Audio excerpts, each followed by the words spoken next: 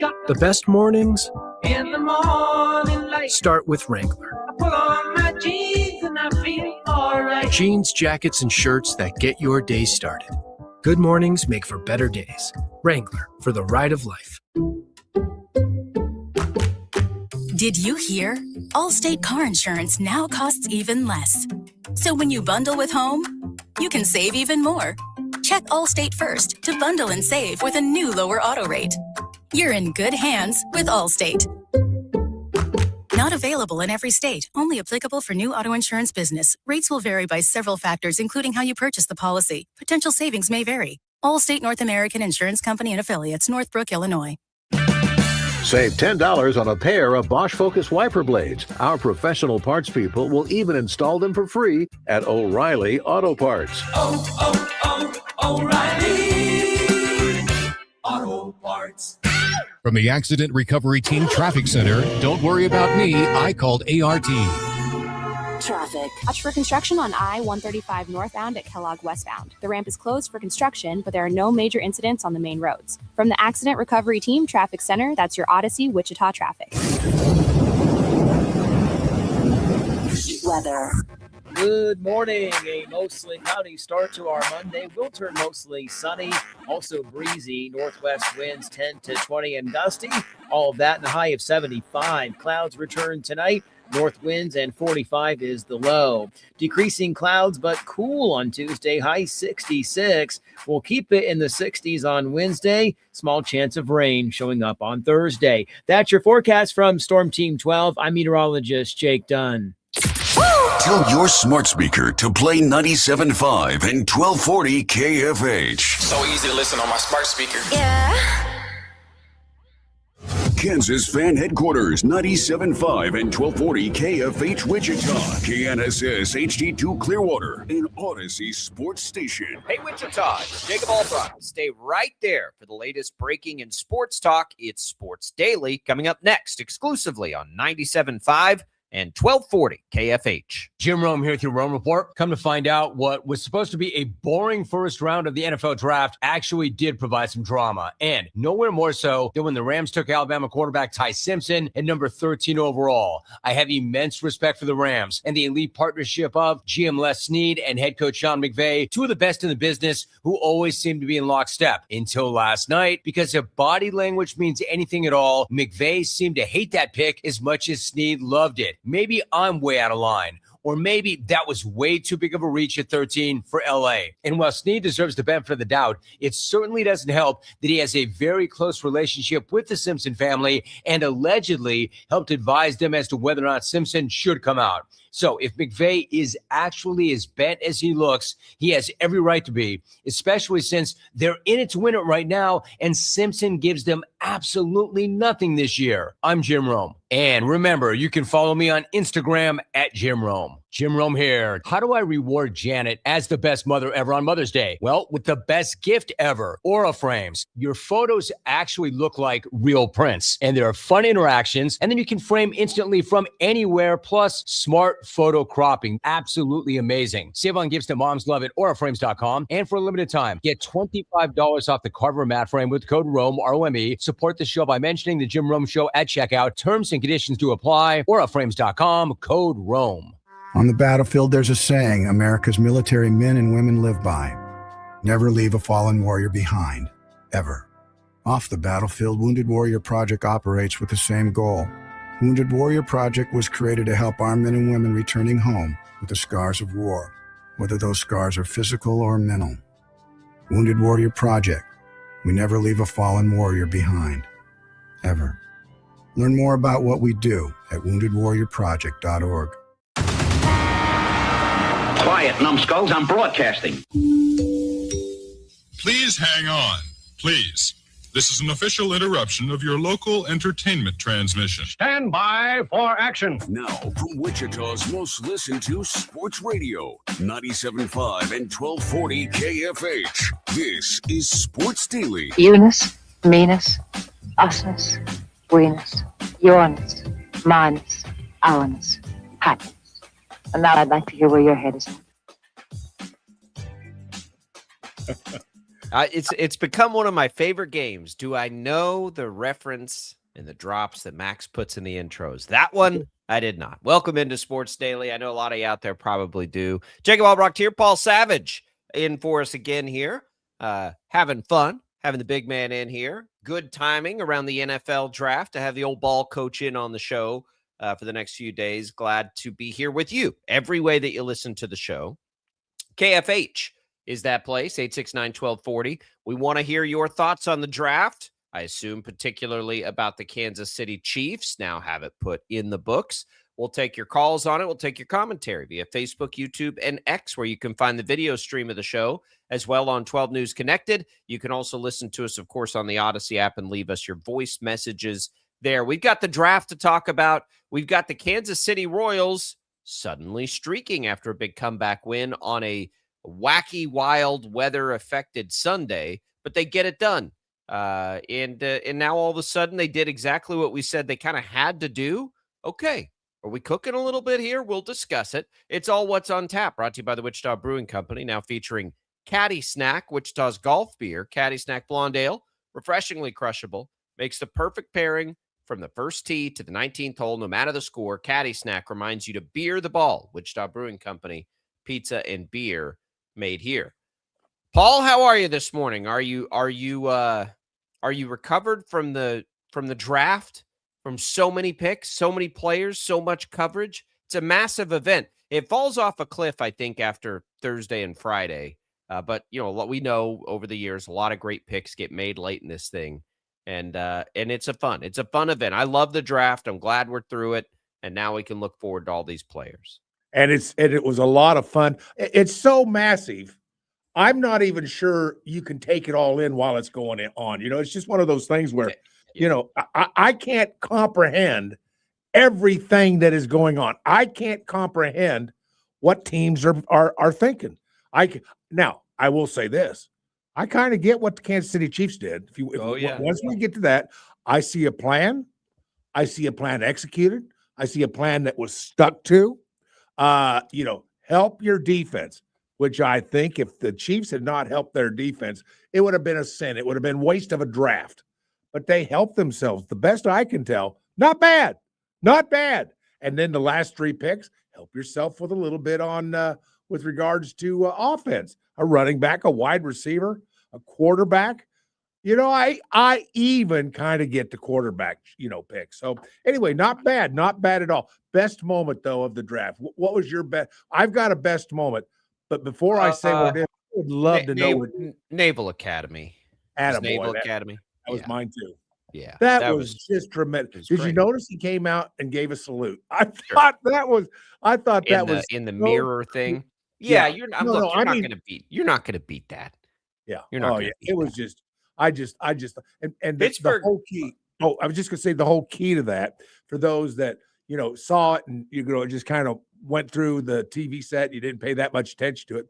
Is that this kid is a Pittsburgh native. He grew up a Pittsburgh Steeler fan, exactly. And all reports are. I mean, this is what everybody says, and obviously NFL teams don't waste draft picks.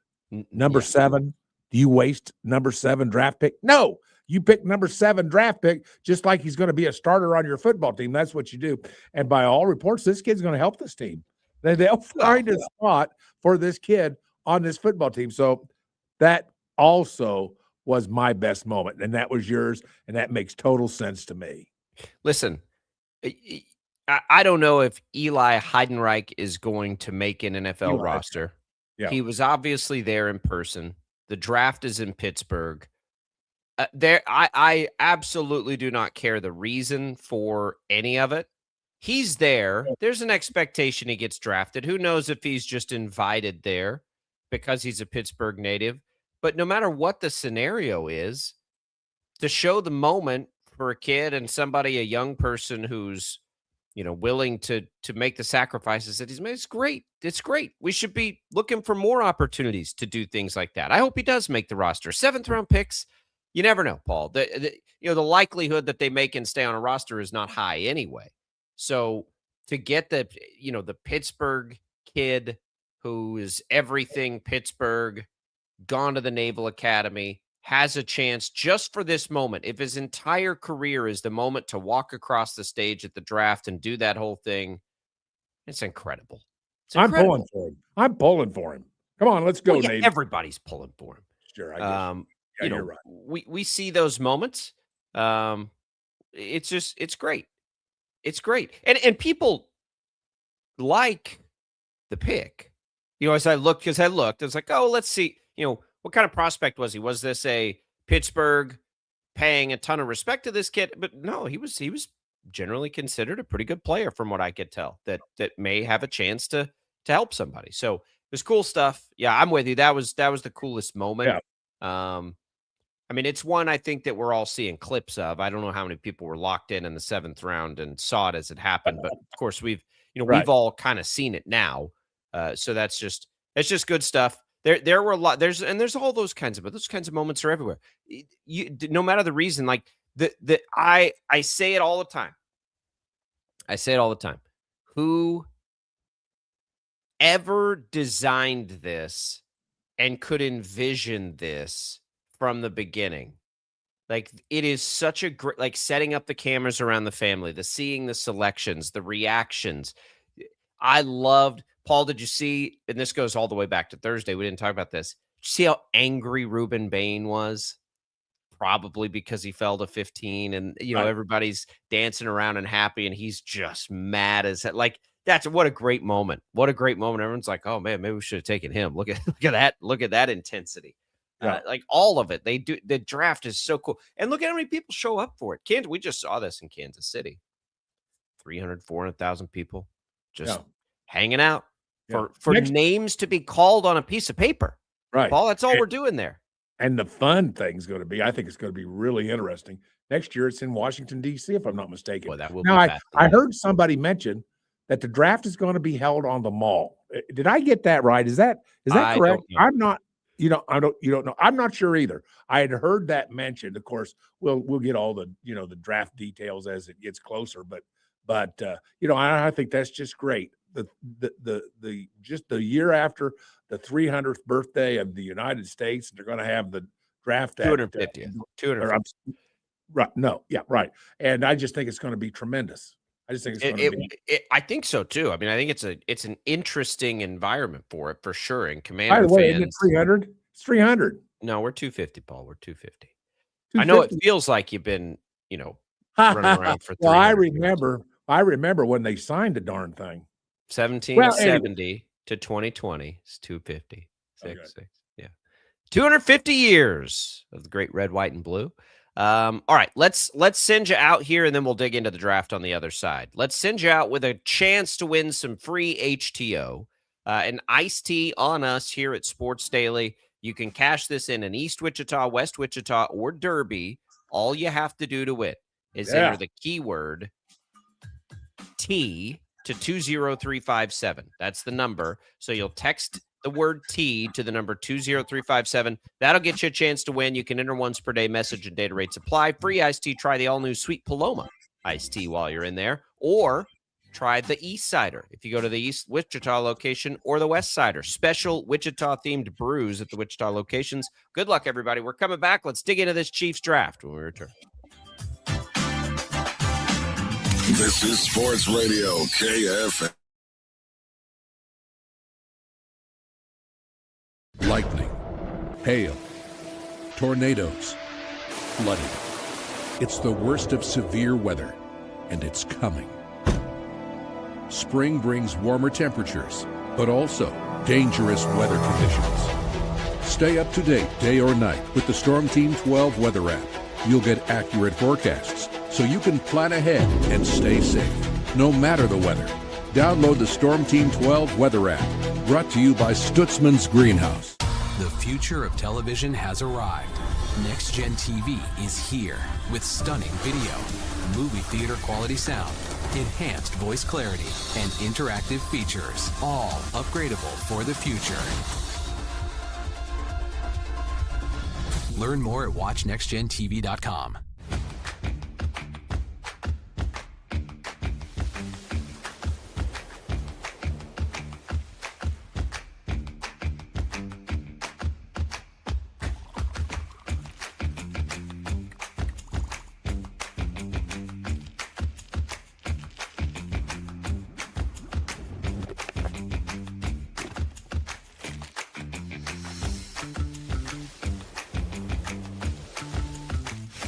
the canvas of our imagination. They tell a story. Clouds affect the events of your day. Sometimes they growl, sometimes they inspire, but they're always the messengers of nature's mood, written in the sky. Storm Team 12 understands the language of clouds. We're dedicated to decoding their message so you know what to expect. Behind every cloud, there is a story waiting to be told. Trust Ross Jansen and Storm Team 12, alerting you first to the impact on your life. We are following a breaking update. Every day, all day, stream the stories that have you talking near and far. Whoever is behind the wheel of this bus is not stopping. From hundreds of local reporters and meteorologists spanning the country. Chaos here this morning at the UW campus. Search LNL for the all-new Local News Live streaming app. Odyssey is one of the most influential audio and entertainment brands in the nation. You already know Odyssey's iconic local radio brands in Wichita. But did you know Odyssey has the country's best collection of music, news, and sports brands? Odyssey is also a premium podcast creator, major event producer, and digital innovator. Odyssey brings people together across the country and right here in Wichita. Odyssey also delivers meaningful radio and digital audio results. Find out our story and impact at odysseyinc.com/Wichita. Make yourself known now. 831001 in traffic pursuit. Oh my God, here. Investigate TV Plus begins with real people. We investigate stories that impact you and inspire change every day. Something is broken. Real problems. Why are they hiding it? And real solutions. My daughter was dying in front of me. What was your reaction when he said that? Investigate TV Plus, weekdays at 3:30 p.m. on KWCH. Sometimes people tell us, I don't get it, it's just tea. But let me tell you, we are so much more than just tea. With 20 plus flavors of sweet and unsweet iced tea, the possibilities are endless. Come on in and try them all for free to find your favorite or get us on the go for your busy lifestyle. And don't miss happy hour every day. So the next time someone tells you it's just tea, tell them to come by and find out why we say, drink tea, be happy. Jim Rome here, lighting up your afternoons on The Jim Rome Show. Catch me starting at 2 on Wichita's #1 sports radio, Kansas Fan Headquarters, 97.5 and 1240 KFH.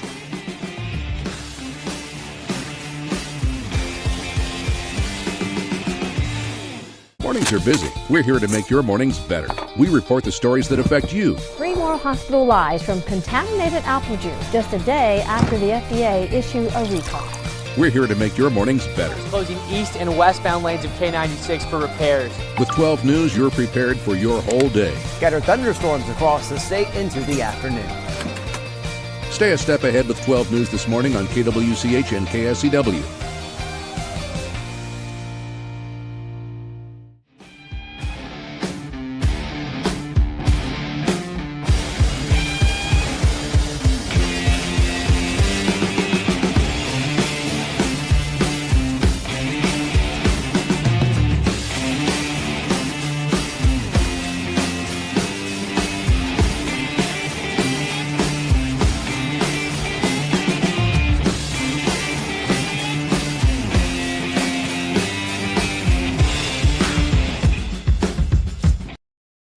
Sports Daily is on KFH.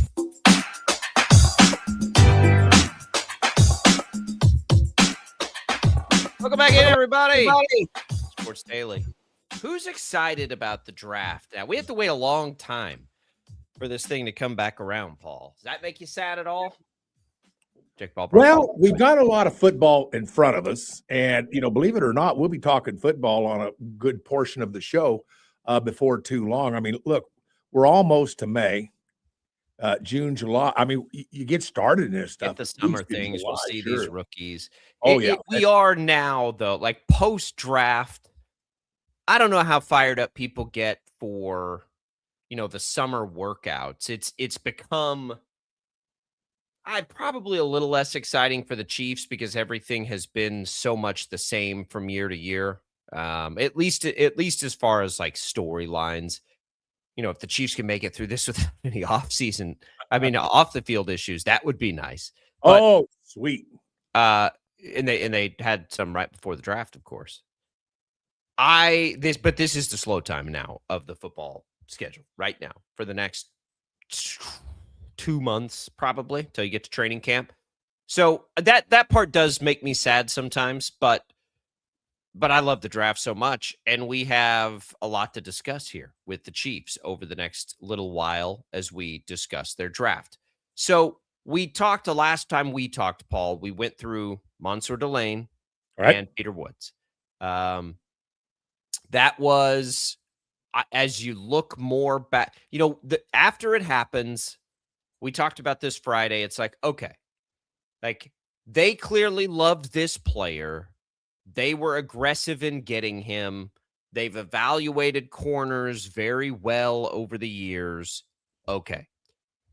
I think initially for me, it was like, but they're so good at finding corners later in drafts that they can use.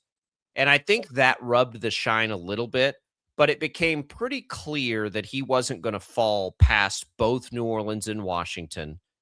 They made the move they needed to make to go get the player they love the most. So now that you see the totality of the draft, they get a defensive lineman. They go very defensive heavy, Paul. Their first 4 picks on defensive players. And then they go back at the end and, they add some depth pieces. Emmett Johnson's an interesting player for Nebraska. I think people probably know who he is, but he's a workhorse, gives him some depth back there. You kind of like that. And then, Cyrus Allen, I'm not sure if he has staying power. We'll see. But Garrett Nussmeier, Paul, you like the pick. Hell, I don't even know if he'll make the roster. You got Justin Fields on the team now. Maybe he's a practice squad guy. As far as he goes, if you're a 7th round pick, you'd probably just as soon not get drafted as a quarterback and pick your spot. That's a pretty good spot to go with Mahomes. Yeah. And the Chiefs constantly looking for backup quarterbacks. Justin Fields isn't the long-term answer at backup quarterback. So that was pretty interesting. But it's all about those defensive picks. We said it all offseason long, Paul. The Chiefs are going to have to attack defense because they're losing so much on the defense over the years. And we're not convinced that in recent years, some of the resources they've spent on that side of the ball are going to pan out and turn into really good players. They've identified a lot of offensive players that they get maybe a little later that end up being really good players. But outside of corner, it's been a little tougher, most specifically along that defensive line to find guys that, will stick and be him high impact players. Well, they take 2 of them in the top 40 picks that they need to see something out of. Everybody on the planet loves Peter Woods, as you read about it.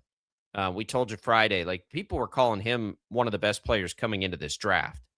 R. Mason Thomas is interesting. I'll tell you that Pete Prisco, I think people know who Pete Prisco is, called him his best player on the, I forget, what does he call it? He calls his guys that aren't the headliners better than team. I don't know if you ever read his draft coverage. His better than team. This guy was the captain of that. Basically better than where he'll be drafted.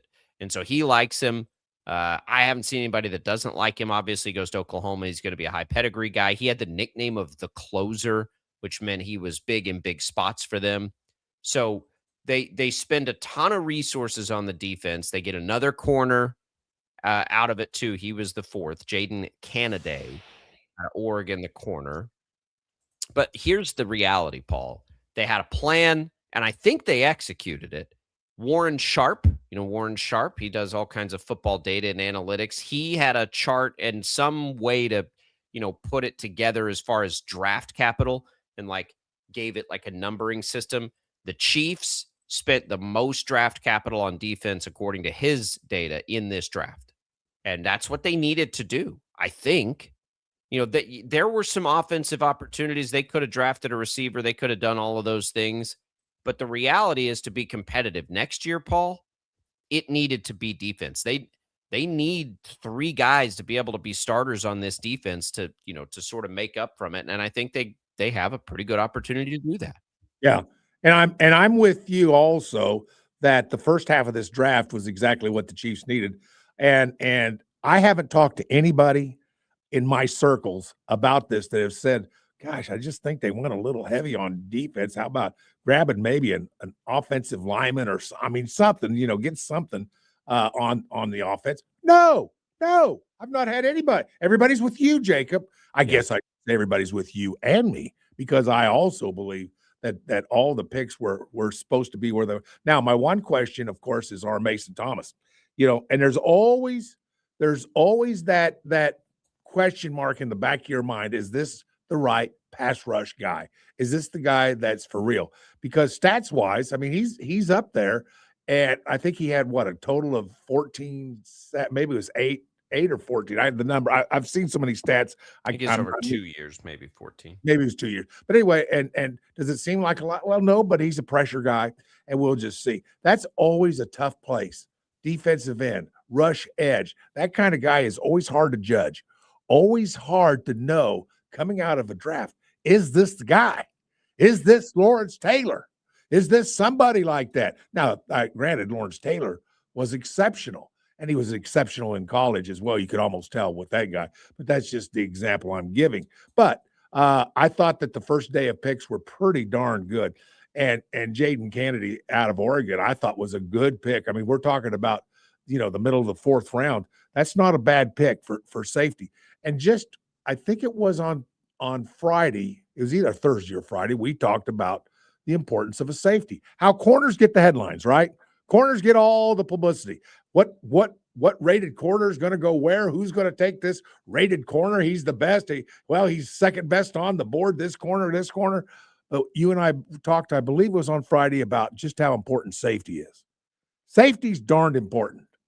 Safety. Oh, I think we'll get to that later when we talk about picks we really like. Okay. All right, fair enough. Yeah,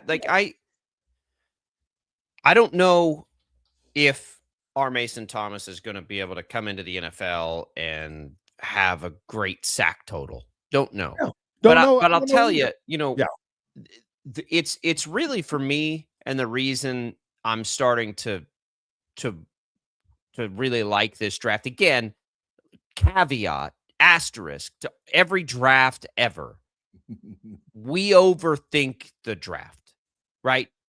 Yeah. We do. We look, because it's so much fun, into the strategy, and the reality is, at least for me, I go out of we get to this point after the draft, and or we're looking back in history, and I think, boy, if a team comes away with 3 starters for 5-6 years on their team out of any one particular draft, they had a pretty damn good draft. And so that's true. Yeah. That's the positions and all of that. We get very caught up in the moment of it. But the reality is, you're just trying to acquire the most best players. And so as I look back at their draft now, I mean, there feels like a very high likelihood that Mansour Delane is at least a starter for this team for a long time. What's his ceiling? Is his ceiling as good as Trent McDuffie? All of those things, we'll find out. But everybody's favorite corner in the draft is probably at least going to be a serviceable starter at minimum in this league for a while, right? So, right. There's one. I mean, and he's going to be a starter next year. He doesn't have a choice. He's going to be a starter.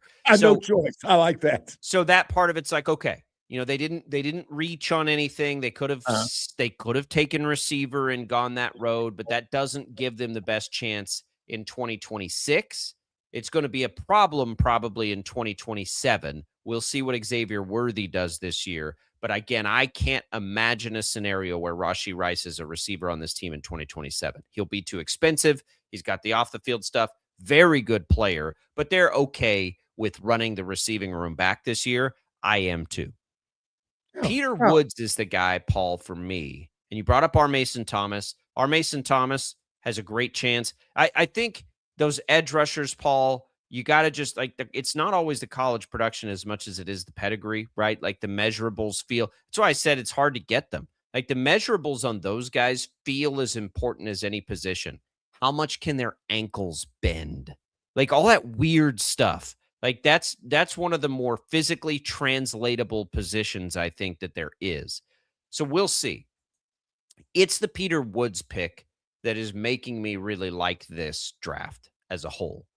Because if you the more you read up, the more you look into it, the physical traits he has remind you of, man, Chris Jones is just so physically imposing.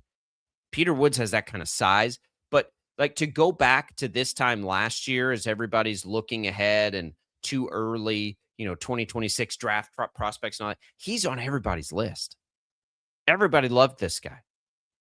And he wasn't not productive at Clemson. He just wasn't as productive. And he plays a position maybe that pushes you down a little bit. But you go back, you see the tape, like, oh, look, people are showing him not only create a ton of pressure up the middle, but from time to time, he did line up outside. Mm-hmm. It gives the Chiefs line depth. Now they're going to be probably 7 or 8 deep along the defensive line, Paul, and that's worked really well for, that's a trend now. We know the league loves to follow trends. Like, it's a copycat league. That's the trend right now. Seattle had one of the better defensive lines in all of football last year. And if you went and asked football fans, not just, people that you asked football fans, how many Seattle Seahawks defensive linemen can you name me? It ain't going to be very many for most people, because it was a lot of different guys and they just were a great collection of players. And so I think the Chiefs are going after a little bit of that. But if you go and you think about the pressure that could, in theory, come up the middle for the Chiefs in Woods and Jones, man, that's going to make it tricky for quarterbacks. That's going to make George Karlaftis and whoever's starting on the other side get a lot of opportunities for sacks as those quarterbacks have to bail. That's going to let Steve Spagnuolo, corner blitz his new prize rookie and try to pick up sacks that way. So, are they going to have a defensive end that comes in and has 16, 17 sacks this year? I doubt it. Are they going to be as deficient in rushing the passer collectively as they have been the last few years? That's where I like this draft. They attacked pass rush, even though they couldn't get the defensive end and the corner that they loved. They went corner. They found other ways to perhaps create that pass pressure. That's why I like it, I think, as a whole. I don't think I'm giving it like some kind of A+ or something. And I don't do a lot of that anyway, but I'm satisfied with the draft. I'm happier with this draft than I was last year. I'll tell you that. This is probably the draft I feel the best about since 2022. I think. I wasn't totally sold on the Worthy pick. I mean, I like that he's fast, but he's got to still show us a lot. Yeah. But this has a chance to be a real safe, comfy, retool, rebuild draft, which more than anything else the Chiefs needed to do. They had to rebuild the defense. Can you imagine, Paul, where this team that was 6-10 last year because of Mahomes' injury, but fell short, offensively for a while? Imagine where these Chiefs teams would have been if they didn't boast one of the league's best defenses each of the last 3 years. Right. And so they needed to retool that for sure. Yeah. And let me tell you where you have really, really kind of opened my eyes to this draft pick at first round 29th pick with Peter Woods out of Clemson. And one of the things that I'll say about him, sometimes interior linemen, it's rough being an interior lineman. Why is that? Jacob, what is the one position that is the easiest on the football field? It doesn't matter what position is. What is the easiest position to double team? What would be an interior? Hell, yeah. It would be an interior defensive lineman. That's the easiest place to double team. And anytime you have a guy like Peter Woods, do you not think he's getting schemed a little bit? You don't think that teams will scheme him? He's good enough to warrant being schemed, and I think that is the case.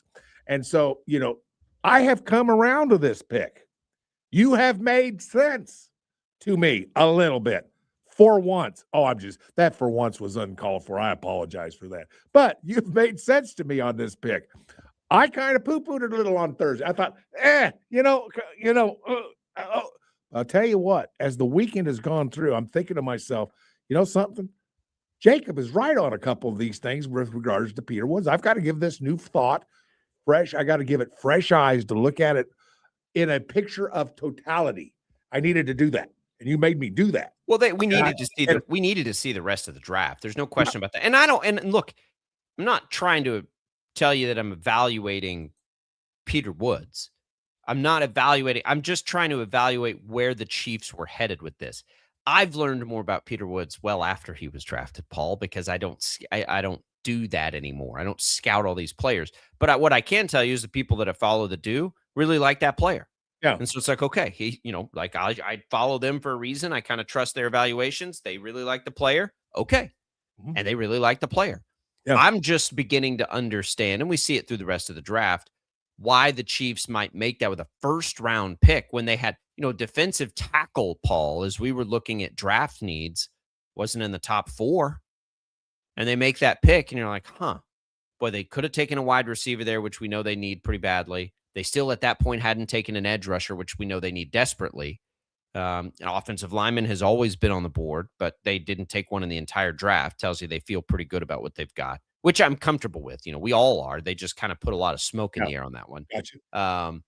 So you go through those things of perceived needs, and you're like, defensive tackle. Okay. Some people did think that was a need. I didn't think it was as much of one because they drafted Omar Norman a lot last year, and you kind of still hope he's relevant. But I think they will. I think they'll rotate these guys in. It'll be good for Chris Jones. Right. But you get in and you're like, okay, that's interesting. Then you start to see people's evaluations of the player. And I have always been a proponent of throw needs out the window and take the best players that you can take for the most part. And I think that's clearly what the Chiefs did early in this draft. They just went and they took their best players. And I'm happy with that. Now you got to get your evaluations right.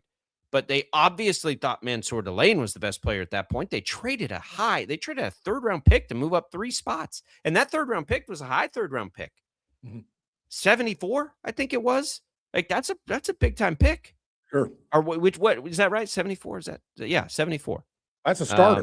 That should be a starter. No question. Absolutely. So it's okay. They clearly like that player.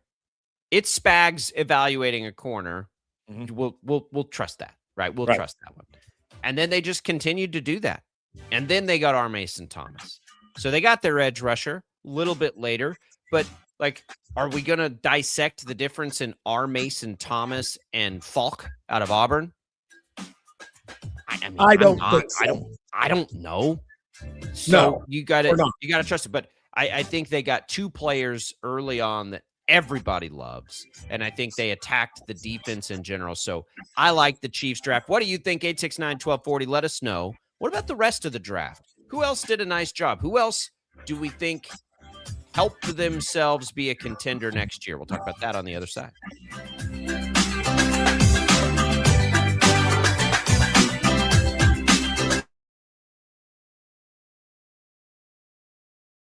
Lightning, hail, tornadoes, flooding. It's the worst of severe weather, and it's coming. Spring brings warmer temperatures, but also dangerous weather conditions. Stay up to date day or night with the Storm Team 12 weather app. You'll get accurate forecasts, so you can plan ahead and stay safe, no matter the weather. Download the Storm Team 12 weather app, brought to you by Stutzman's Greenhouse. The future of television has arrived. Next Gen TV is here with stunning video, movie theater quality sound, enhanced voice clarity, and interactive features, all upgradable for the future. Learn more at watchnextgentv.com.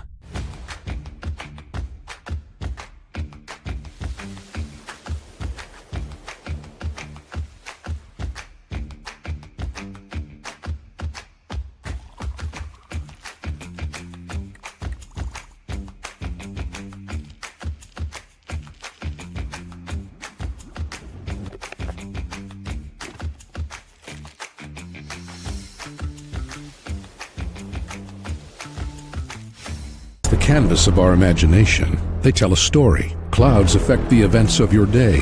Sometimes they growl, sometimes they inspire, but they're always the messengers of nature's mood, written in the sky. Storm Team 12 understands the language of clouds. We're dedicated to decoding their message, so you know what to expect. Behind every cloud, there is a story waiting to be told. Trust Ross Jansen and Storm Team 12, alerting you first to the impact on your life.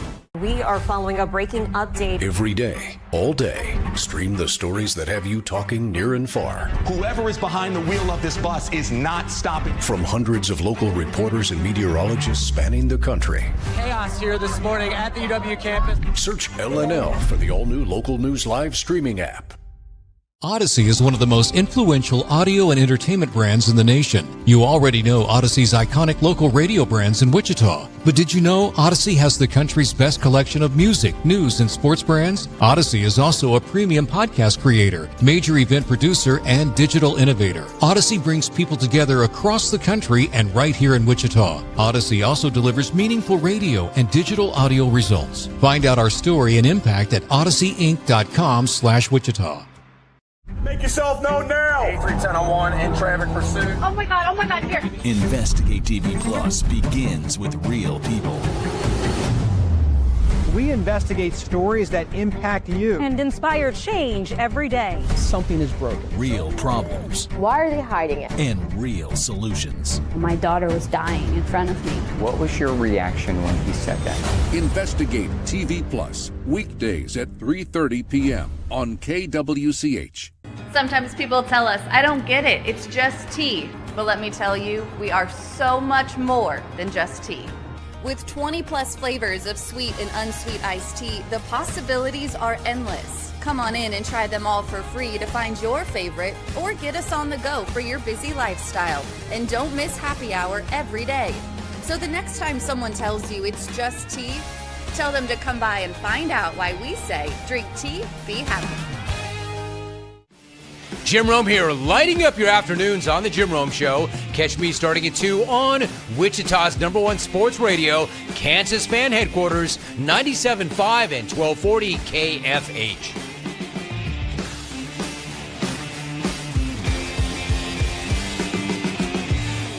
Mornings are busy. We're here to make your mornings better. We report the stories that affect you. 3 more hospital lies from contaminated apple juice just a day after the FDA issued a recall.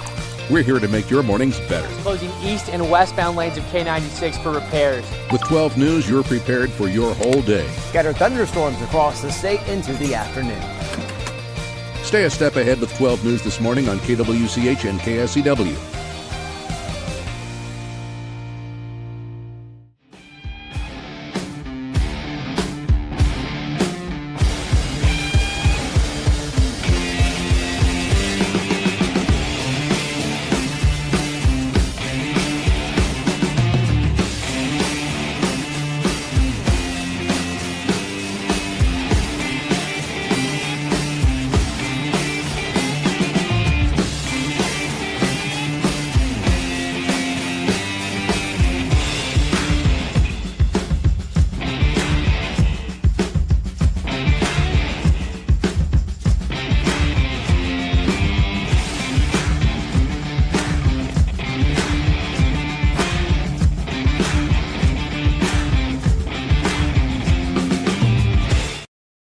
Is Sports Daily on KFH.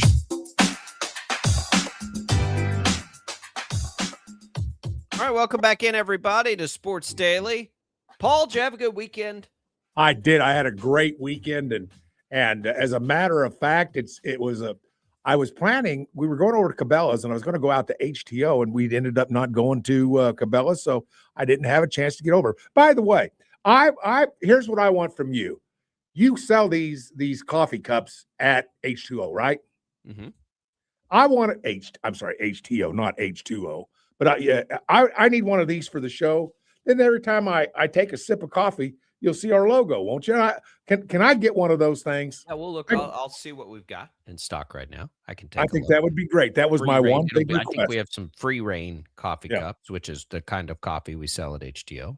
All right. Look for a free Reign coffee cup. Come in, try the Free Reign coffee. All the different brew house offerings. Uh-huh.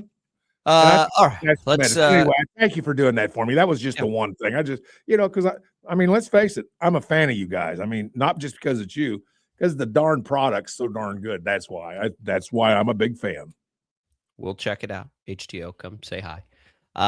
Say hi to my wife, I should say. All right, Paul, let's talk about some of the other teams in the draft. Who did you walk away and just think, man, that team got a lot better. That team's gonna have a chance now to be better than maybe we thought, or clearly better than they were coming into the draft. Jacob Rodriguez, who we talked a lot about, ends up going to Miami. I mean, I'm trying to think of, there wasn't a lot of star power in the draft after. Jaron Kanik out of Hayes, Paul, gets drafted by the Titans in the 7th round. How about that? Not sure if you saw that. Was that kid a stud in high school or what? And then changed positions, shades of Blake Bell, changes positions at Oklahoma, becomes a tight end, gets taken in the 7th round. You like his chance, right? I think so. I do like his indeed. Chance. I do too. The Jets, of course. The Jets had all that draft capital, Paul. I mean, it's hard not to look at it and say the Jets didn't improve the most. That should be what happens when you get 3 first-round picks. But I think generally speaking, most people liked all the first-round picks. I love David Bailey. You love Kenyon Sadiq, the tight end. Omar Cooper Jr., one of the better receivers in this draft. There are a lot of people that love D'Angelo Pons, the corner out of Indiana. So that, they end up with 4 picks inside the top 50 of this draft, Paul. And I think mostly none of them were reaches. Everybody thought they got good players. It's funny. They also took one of our local guys too. They're the team that took VJ Payne, the safety out of K-State. They took him in the 7th round. 2 K-State guys, 2 KU guys were drafted. And I'll tell you all those details in just a second real quick. But Paul, the Jets, I think pretty hard to say the Jets didn't just get a whole lot better. I don't know how much better that's going to mean as far as wins and losses, but they got more talented, didn't they? I think they did. No, I think you're exactly right. And of course, that was almost built in from the beginning. We thought we knew who those draft picks were going to be, and it pretty much held. I think one of the teams, now everybody's talking about Cleveland and what they did in this draft. And I agree, they did very, very well. Let's see if they can put it to use. But I would say that there's others that, let me just say this. I'm not so sure that the Dallas Cowboys didn't help themselves. I was hoping you'd say it so I didn't have to and people roll their eyes at me. No, I'm thinking, now they had some needs. We know that those needs were mostly on the defensive side of the ball. And I'm kind of thinking that they did help themselves. Caleb Downs is a good player. That's going to be a really good player for the Chiefs. And I'm thinking that the Chiefs may have helped themselves.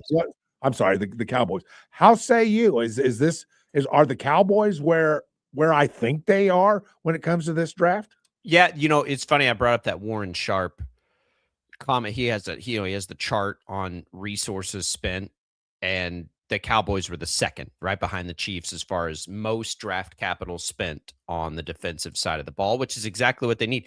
Dallas is kind of like Kansas City.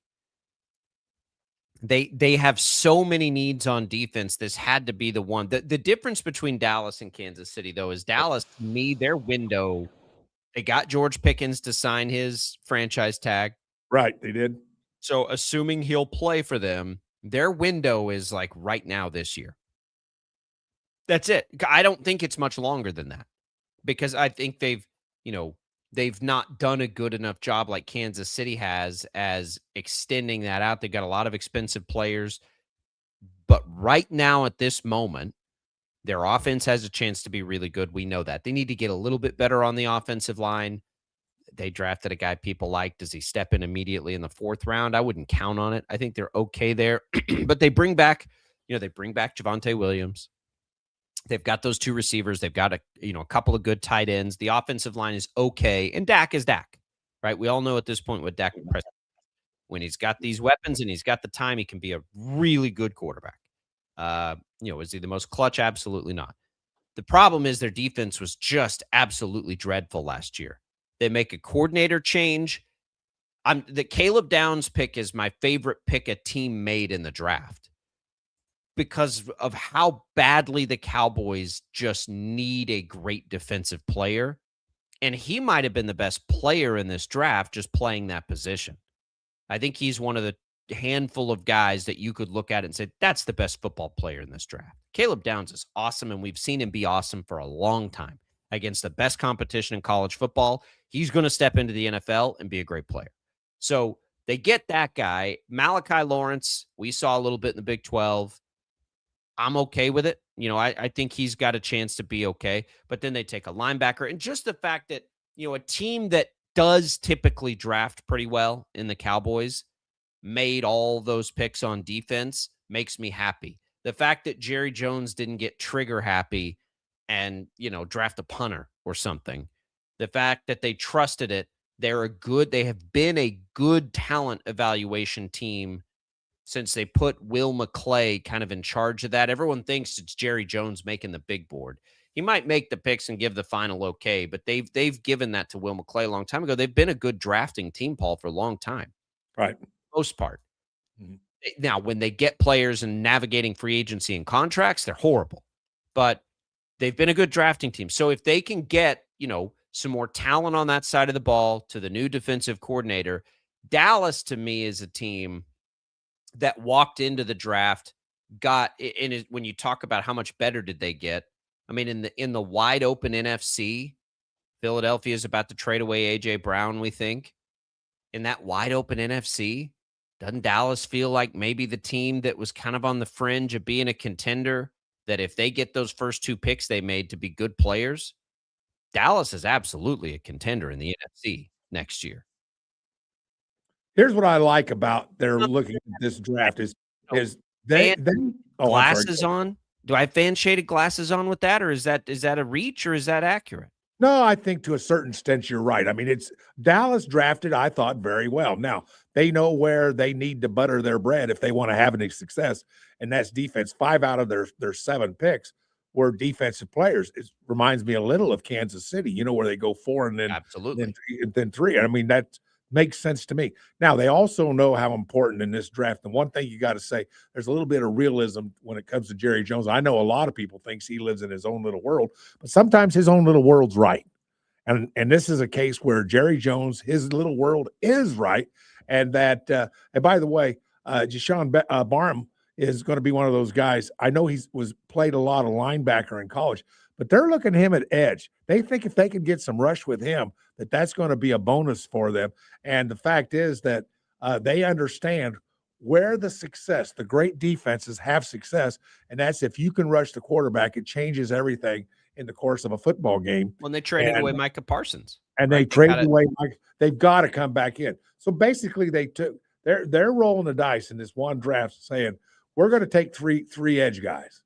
We're going to get better on the edge. We're going to get better. And not only that, we want to make it our strong point, because we all know that anytime you press the quarterback and you get him out of the pocket or do whatever you got to do with him, advantage to the defense. So I'm just saying, I brought up the Dallas Cowboys for one reason.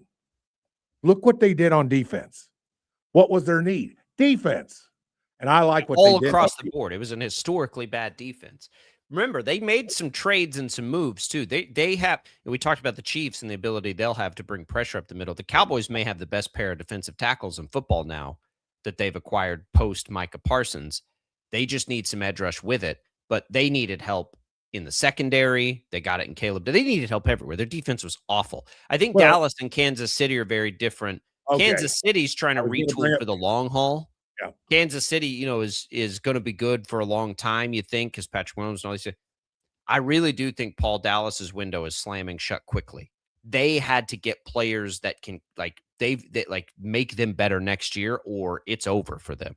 So with that kind of pressure, I'm with you. I thought they did a pretty good job. Couple of mentions here. Talked about BJ Payne there in the 7th round from K-State. Sam Hecht. We expected him to get drafted. He did. Maybe a little later than we thought, but lands as an interior offensive lineman there to Carolina out of K-State. And then Kansas does end up getting 2 players. They also send a 5th-round offensive lineman, Enrique Cruz Jr. He ends up going to the 49ers. And then how about this fit, Paul? Emmanuel Henderson Jr., the speedster, goes to Seattle, where Rashid Shaheed lives. Not a bad spot, not a bad player to look at. He goes in the 6th round. So 2 KU guys, 2 K-State guys. That doesn't include everybody that now in successive days will sign their, free agent deals or whatever. Sure. And then we get Jaron Kanik in out of Hayes. I think that's all of them. If I missed any, listeners, if you know of another one, let me know. But yeah, we got a little bit of everything in this draft, Paul, including that local flavor, which we love so much. Of course, we look at the draft, it'll be defined largely by Daniel Mendoza. We saw what the Rams did on day one. Carson Beck, Paul. Carson Beck goes in this draft. Let's look real quick. We'll look at the quarterbacks because we didn't love this group, but Beck goes to Arizona. Probably has a chance to be the starter there at some point this year. He is the third quarterback taken in the third round. I don't think he's going to be any good in the NFL, but we'll see. Makes sense. How about this, Paul? Drew Aller, Penn State to the Steelers. They get the hometown guy. That was an interesting pick. Now you're going to have Will Howard, Drew Aller, and maybe Aaron Rodgers there. Okay. That one is interesting. The Clemson quarterback, Cade Klubnik, goes to the Jets. Cole Payton, who I don't think people know, North Dakota State, I certainly didn't, goes to the Eagles. You get the super athlete Taylon Green, the Arkansas quarterback, to Cleveland. That's interesting. Kaliak Manis out of Rutgers goes. Baron Morton, Texas Tech. He's cousins with some of my family, Paul, like a cousin of a cousin. No kidding. He goes to the Patriots, and then of course Garrett Nussmeier, which we mentioned, to the Chiefs. When we come back, we'll start things off. I want to ask Paul, which of these guys has a chance to be an NFL starter for 2 to 3 years at minimum? We'll have that conversation. We'll talk Royals, who are streaking now. It's all coming on the other side. Another hour of Sports Daily coming your way.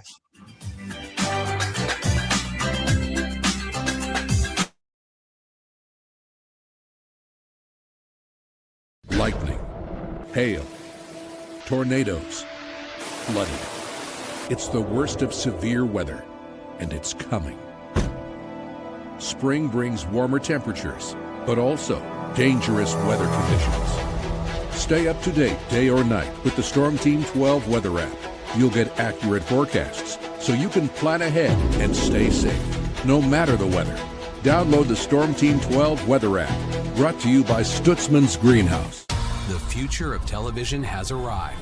Next Gen TV is here with stunning video, movie theater quality sound, enhanced voice clarity, and interactive features, all upgradable for the future. Learn more at watchnextgentv.com.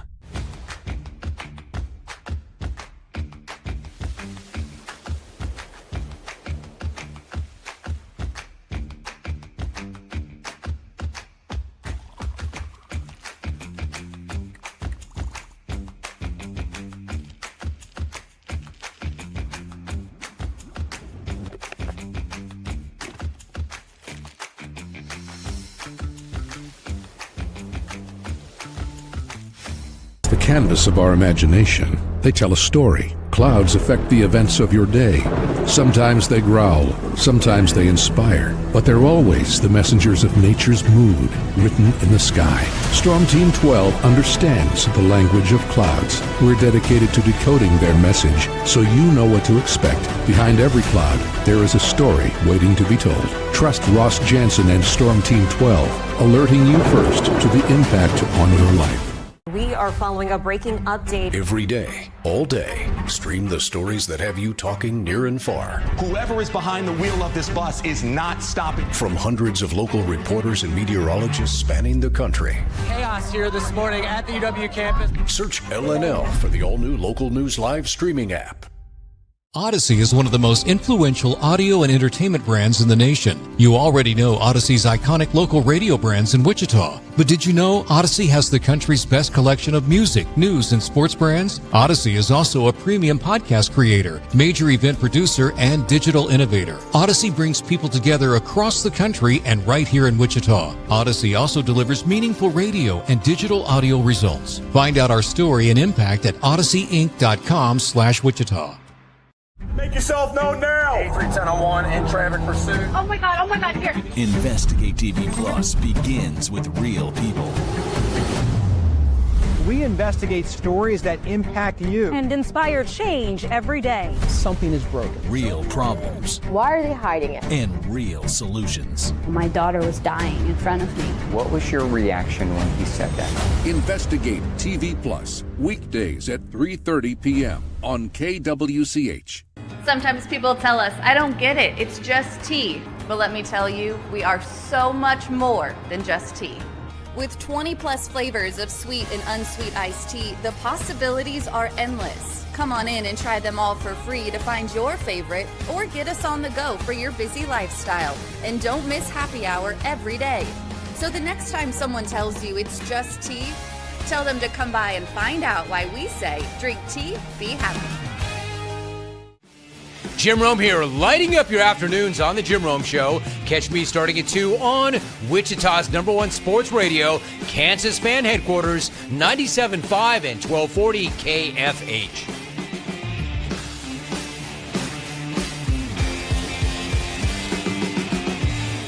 Mornings are busy. We're here to make your mornings better. We report the stories that affect you. 3 more hospitalized from contaminated apple juice just a day after the FDA issued a recall. We're here to make your mornings better. Closing east and westbound lanes of K96 for repairs. With 12 News, you're prepared for your whole day. Scattered thunderstorms across the state into the afternoon. Stay a step ahead with 12 News this morning on KWCH and KSCW.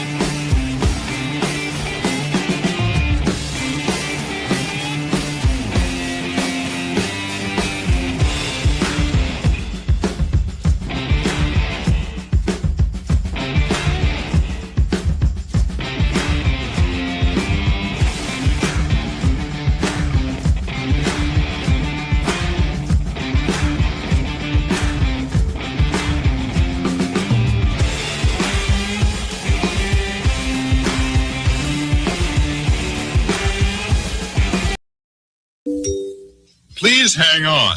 Please. This is an official interruption of your local entertainment transmission. Stand by for action. Now, from Wichita's most listened to sports radio, 97.5 and 1240 KFH. This is Sports Daily. Eunice, meanus, usness, weenus, yourness, minus, ourness, happiness. And now I'd like to hear where your head is at. All right, welcome in, everybody. It's another hour of Sports Daily. Glad to be here with you. Jacob Albrock, Paul Savage. It is a Monday morning, and we are overreacting to the NFL draft. We'll talk about the quarterbacks here in just a minute, and then we got to talk some Kansas City Royals in that game they played yesterday to complete a sweep of the Angels. Did exactly what we said they kind of had to do there as they get a day off today now and begin a pretty difficult week of baseball. So we'll talk about all of it. It's all what's on tap, brought to you by the Wichita Brewing Company, where it's patio season. Have a brew with a view on Delano's rooftop deck.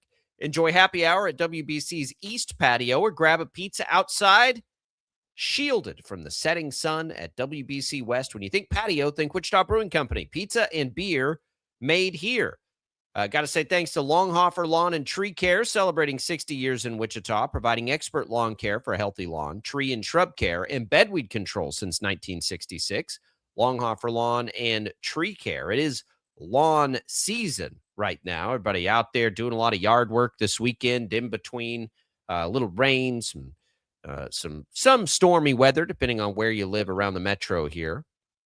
Paul Savage, looking at a video right now of Caden Wetjen getting drafted, live out of Iowa. He was playing golf while he got drafted, Paul. They called him. It's great. It's a great video.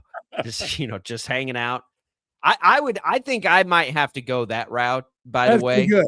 Yeah, that's pretty good. And if you're a high pick, if you're going to get picked real high and everything, and you're doing great, fine. Have your draft party, wait for the selection. But if you're a fringe guy, could you just sit around and wait, Paul?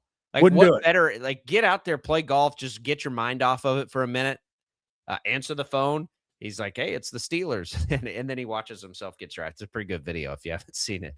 But I think that's what I'd have to do. I know guys that have like gone fishing to kill the time. There were some guys kind of from my hometown area that were, in the middle rounds to maybe not even draft. They just went fishing. Just said, I think K-State's had a couple guys like that over the years. Like, how could you sit around and wait? I went to Blake Bell's back in the day draft party when I first got here. It would have been about that time. And it was one of the more stressful things. So remember, he didn't go in the first day, and then it went into the second day, and then he got drafted real early on the third. But it was stressful. You just sit there and everyone's trying to have a good time. And every time somebody gets picked and it's not you, they're trying to keep your hopes up. And you're like, oh God, what are we doing here? So yeah, they're out there playing golf while you get drafted. I thought that was pretty good stuff. I don't know. That's good stuff. That's the nature of the draft. That's sort of the human part of the draft. These young men, I mean, they've played football their entire life to get to this point, Jacob. That's why it's so important, obviously, but that's good stuff. All right, Paul, let's talk about the quarterbacks. All right. 6, 9, 10 quarterbacks taken. Fernando Mendoza is the obvious choice to the obvious answer to the test of which of these players has a chance to, be a quarterback in this league for a long time. Then it gets a little murky. Do you believe in Ty Simpson? I don't know. Carson Beck has the tremendous opportunity probably this year. And, at his age, it's about as perfect a landing spot as you could have hoped for. People are kind of dogging Arizona for this pick, by the way. And listen, I don't think Carson Beck's going to do anything in the NFL. But people have been dogging Arizona for this pick. And I'm like, guys, let's be real here. It was a third-round pick. Now, yes, granted, it's 65. That's pretty high draft capital. But it's the third round. It's a franchise that has no idea long-term what it's going to do at quarterback. None. No clue. Right now, the answer is Jacoby Brissett, we think. If there's a chance to take a guy with the amount of experience and who's won as many college football games as Carson Beck has, why is that so bad to just say, let's just see what he's got? He's the next best quarterback in this draft. Who knows? Let's bring him in here and see what he's got. What's the worst case scenario? I suppose that you get a third-round pick, but you're trying to solve the most important position in football with no obvious answers right now for Arizona. I don't hate that pick. I don't think it's going to work, but I think it's worthwhile to take the risk there and see if it might in the third. I don't have a problem with it. Well, I know it surprised both you and I when that pick took place.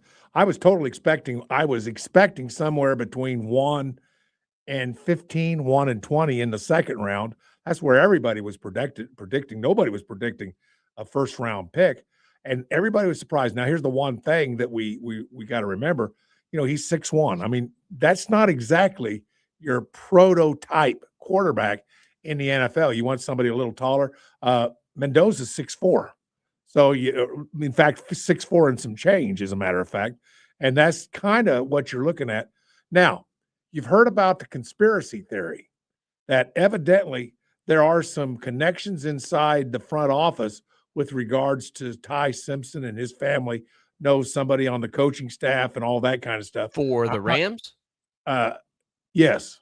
Okay. And that's what I'm talking about. Yeah. And I don't know if that's true or not, but I doubt it. It's too important. But then I look at this pick, and most people are going to take a first round pick, not picking for the future, but picking for what we need. What do we need now? How can we get our first round pick to serve us and be good? Is anybody expecting Ty Simpson to be a starter? I'm not. Are you, Jacob? I'll bet not. And so I think that, the 15th pick to Ty Simpson, something's off.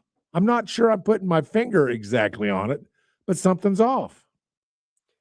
It was probably my least favorite pick of the draft because the Cardinals, Paul, are in a position where they have no idea what they're doing at quarterback. None.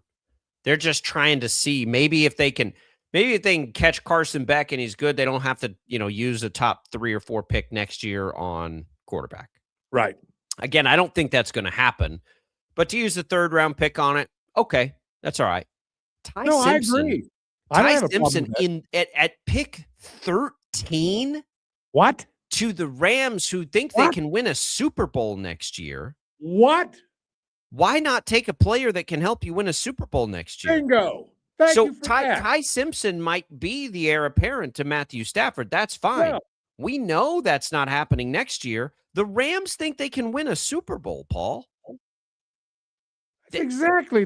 Why are you looking now to are you so enamored with Ty Simpson that you just can't and look, the Chiefs with Patrick Mahomes had Alex Smith. They're a playoff contender every year. They probably felt like they had a chance. They traded up to take Patrick Mahomes. So it's not different than that. Guess what? They were right about Patrick Mahomes. Right. Well, who was? I don't think the Rams are going to be that right about Ty Simpson. Hold on just Now, a second. Let me, that if obviously that's the answer to the test, they'll sit there and tell you, well, look at Mahomes. Like if Ty Simpson's the guy, then everyone, and of course, no matter how you come up with your great quarterback, you're a genius if you do it because great quarterbacks are the most important thing in this league. So maybe that's the case, but I don't think Ty Simpson's that kind of prospect. That's just me.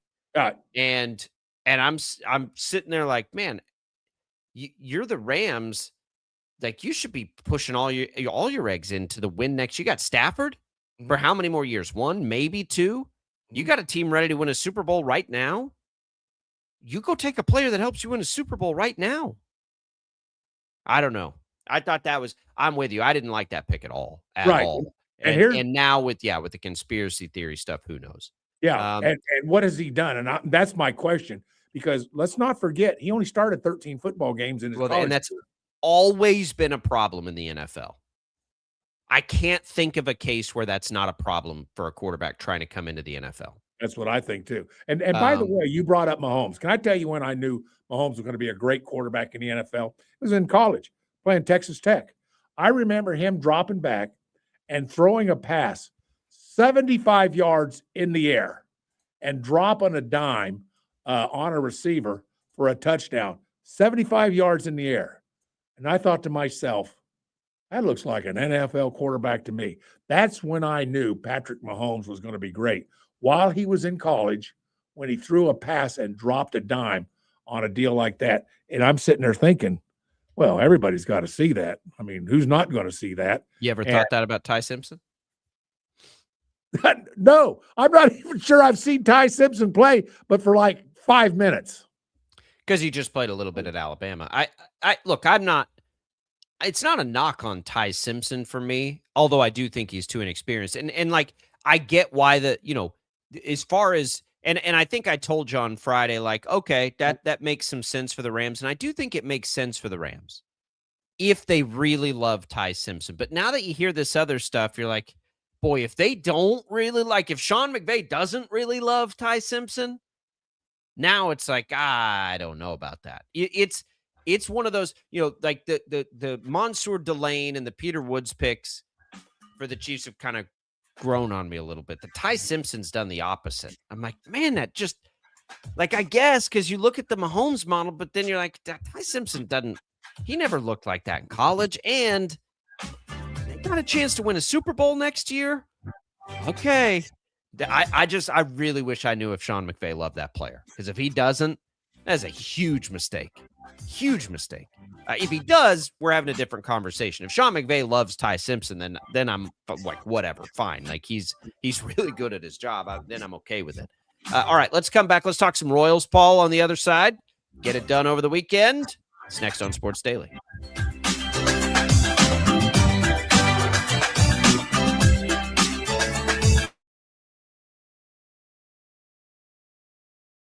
Lightning, hail, tornadoes, flooding. It's the worst of severe weather, and it's coming. Spring brings warmer temperatures, but also dangerous weather conditions. Stay up to date day or night with the Storm Team 12 weather app. You'll get accurate forecasts, so you can plan ahead and stay safe, no matter the weather. Download the Storm Team 12 weather app, brought to you by Stutzman's Greenhouse. The future of television has arrived. Next Gen TV is here with stunning video, movie theater quality sound, enhanced voice clarity, and interactive features, all upgradable for the future. Learn more at watchnextgentv.com.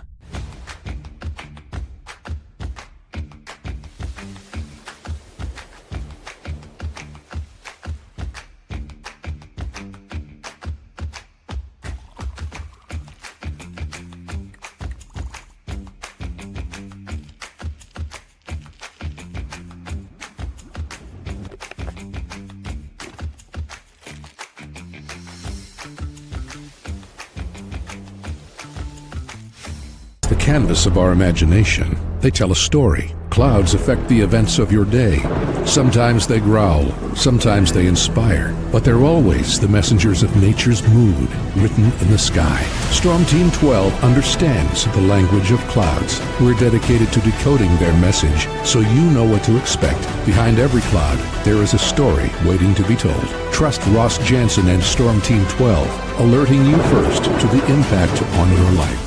We are following a breaking update. Every day, all day, stream the stories that have you talking near and far. Whoever is behind the wheel of this bus is not stopping. From hundreds of local reporters and meteorologists spanning the country. Chaos here this morning at the UW campus. Search LNL for the all-new Local News Live streaming app.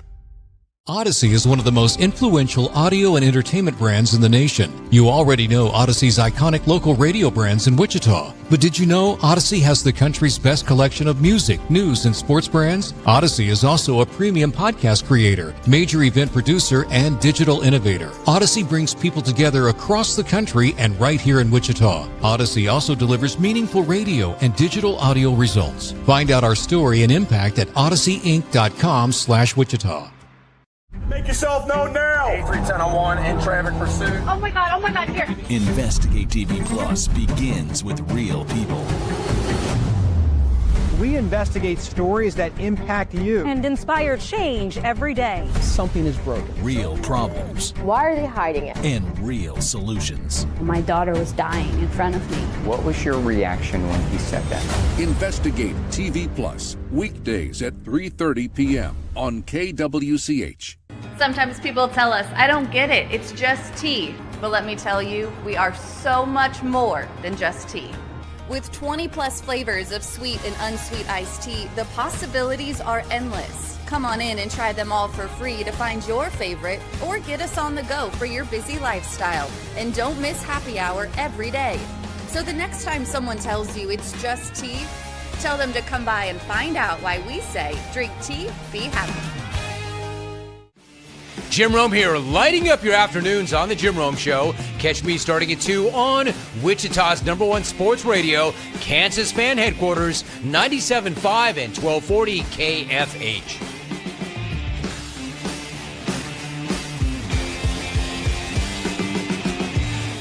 Mornings are busy. We're here to make your mornings better. We report the stories that affect you. 3 more hospitalized from contaminated apple juice just a day after the FDA issued a recall. We're here to make your mornings better. Closing east and westbound lanes of K96 for repairs. With 12 News, you're prepared for your whole day. Scattered thunderstorms across the state into the afternoon. Stay a step ahead with 12 News this morning on KWCH and KSCW.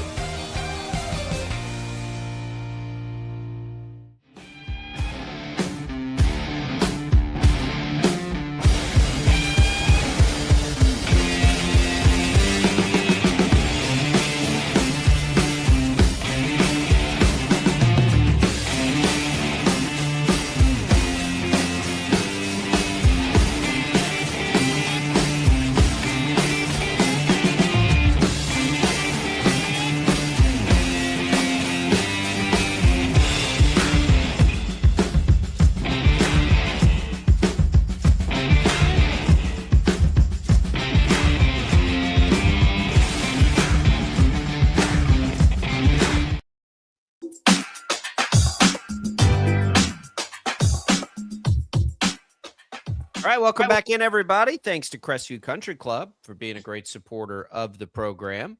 Appreciate the golf that they provide us here. 36 holes, and after all that rain on what was that Saturday evening, that place is going to be beautiful right now. Get out to Crestview, check out all the great golf, but it's more than golf. The great pool will open about a month from now. I know my family's counting down the days for that. They cannot wait to get out to that pool. They're there all summer long. Great restaurant, great bar, great tennis facility. It's where my wife is a lot of the time, just rocking and rolling tennis. Even with that baby belly, Paul, she's still out there rocking and rolling. Yes. And Cool. we love it. Our family loves it. Give Crestview a call. Take a tour. Tell them we sent you here from Sports Daily. Let's talk some baseball, Paul. Let's do it. the Royals did what we wanted them to do. Now, it was in dramatic fashion last night. They come all the way back after being down 6-0. Lane Thomas with the game-winning home run. Jack Caglione with the game-tying home run. Hey, Matt Quatraro! Jack Caglione can hit left-handed pitching. Can we please stop taking Jack Caglione out of the lineup? Please stop. You called the kid up too early. You did that because you think he's got a chance to be a star in this league. Stop sitting him down. Play him every day. Isaac Collins does not need to get at bats at the expense of Jack Caglione. Goodness gracious. Gets the pinch hit home run to tie it. Lane Thomas, the game-winning home run. And by the way, they would have lost. They were down 1 when he hit that home run. Just a fantastic, the kind of win, Paul. You don't like them to go that way, but boy, when they do, it can change everything. Yeah. The Royals are only 11-17, so I don't want to overreact to anything, but they did sweep the series. And here's what's wild, Paul. You're 11-17 right now. You're only 3.5 games back in the division. Mm-hmm. That's it. Yeah. You're 3.5 games back in the division. That's it. They went into this deal 5.5. They made up 2 games since we last talked.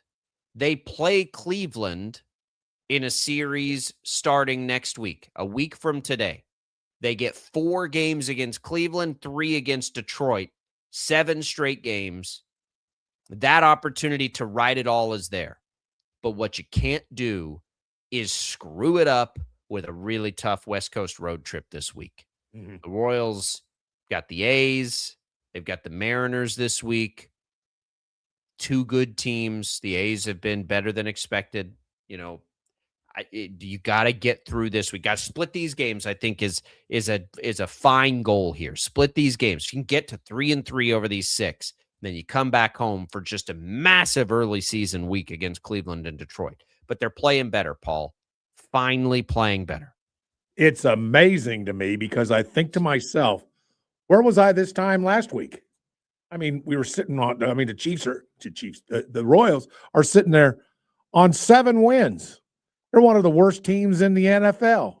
And by the way, isn't it interesting when you look at today's standings, there's only 2 teams that have not hit double digits on the win column. That'd be Philadelphia and that'd be New York Mets. One of those teams is the second highest payroll in all of baseball. Philly's probably top 6. And Philly is right up there. You're exactly right. And there's a little bit of satisfaction in that. But that without, I don't want to wallow in anybody else's misery. I don't want to do that.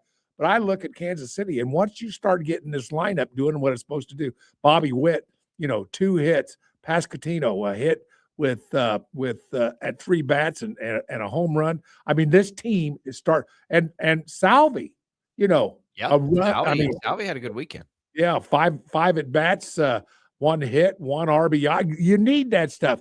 These are the guys that when they start paying off and they start playing and they start producing the way we know they're capable of doing, this is a different baseball team. This team this weekend was a different baseball team than it has been over the course of the last few weeks. Different team. I give you since in a week span, you went from one of the absolute worst offenses in baseball last Monday, April 20th. That night, and these aren't all wins and losses. I'm just going to give you their run totals.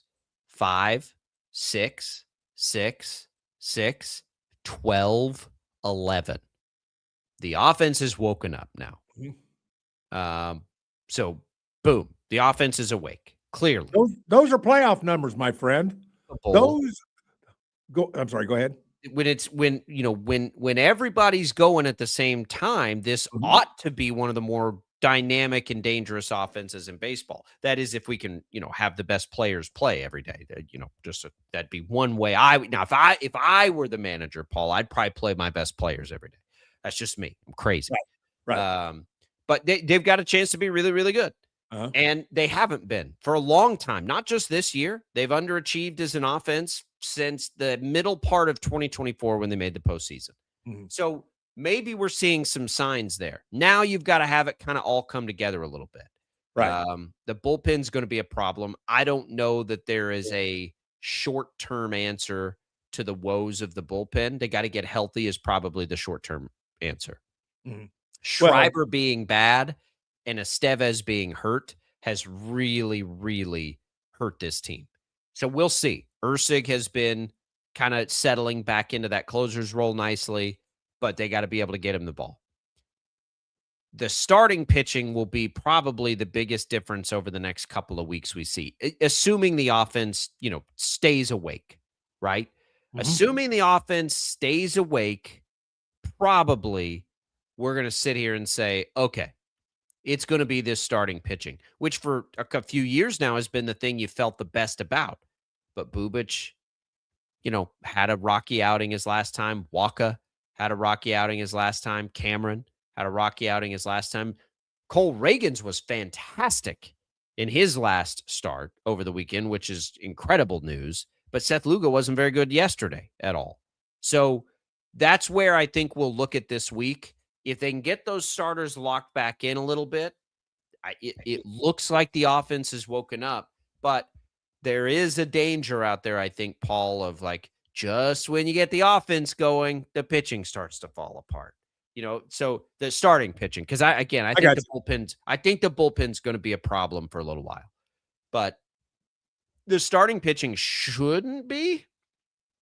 Do they hold up? Do they replicate last year? I told you at the beginning of the season I didn't think they were going to be able to do that, but I also thought the offense was going to be a lot better. It hadn't been until last week, and last week the offense was great. Had a great week. I mean, they scored. I bet you, and I don't have it in front of me, I'd be surprised if there were any offenses in baseball over the course of the games they played last week that collectively scored more runs than the Royals did. Mhm. They'll at least be way up there. And Right. that's, it's a streaky offense, all of those things, but now's the time to streak. These next 2 weeks are huge for a team that put themselves in such a big hole to start it.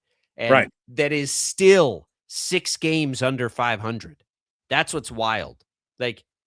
I want to paint this nice picture for everybody. They're 6 games below 500. Even if they wanted to get to 500 this year, we'd tell you, well, they got to finish the year 6 games above 500 to do that, which is what in baseball? What is 6 games over 500? 84 wins? 83? No. 84 wins, I think, Yeah, is 84. 6 games over 500. Okay. So that means they gotta be, to get to 6 games over 500, to get to 84 wins, they gotta be 12 games over 500 the rest of the way. This is the kind of thing I think that's important to do over the stretch here to keep things in a good perspective. In order for the Royals to play that level of baseball, we're going to have to see a lot more consistency out of this team, Paul, because that's what they face now. And and I don't think 84 wins, by the way, is getting you into the playoffs. So really it's got to be, 86, 88, something like that. This team's going to have to be really good now the rest of the way if they're going to get into this thing.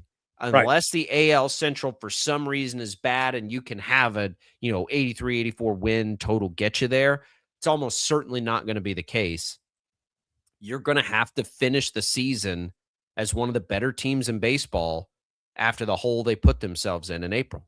Mhm. And we're not even through April yet. So, we'll see. But as of today, on April 27th. But you're exactly right when you say that series with Detroit, that series with Cleveland, both those coming up in the next week or so, those are kind of like, really, I hate to say this early in the season. We're still in April, for goodness sakes. But I hate to say it, but boy, I'll tell you, those are so important. Those are really important to this baseball team.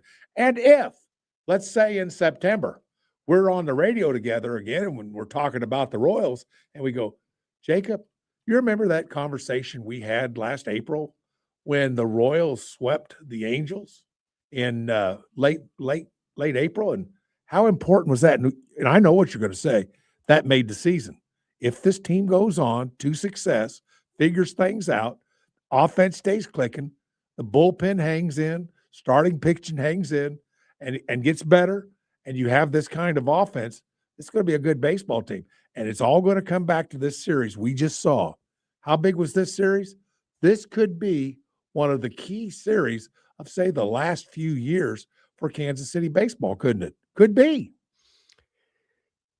Yeah, I think so. I mean, it's always hard to think about and talk about baseball that way, especially in May. But right? where were the Royals? Where were they before this series? But you have to start somewhere. And yeah, the problem for them is going to be, we look at 4 games against Cleveland coming up, and it's barely May, and you're like, man, you gotta do well in that series.